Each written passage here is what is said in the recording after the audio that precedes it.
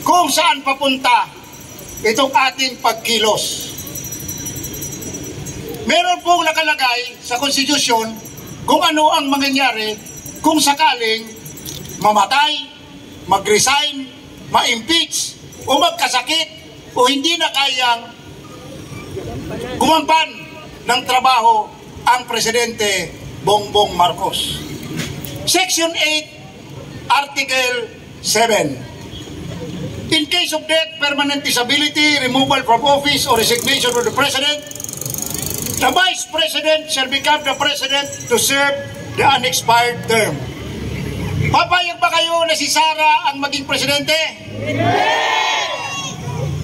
Buti na lang, may kasumpon, ay may kakaila dito sa Legazpi na napakarami po ng mga empleyado ng Sunwest sa Hightone ang nawala ng trabaho, libo-libo po.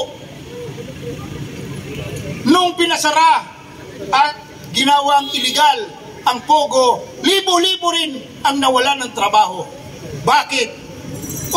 In the first place, kulang na rin talaga ang trabaho. Ang daming nag-graduate, walang makuhang trabaho. Do you know that 10% of the Filipino population is working abroad?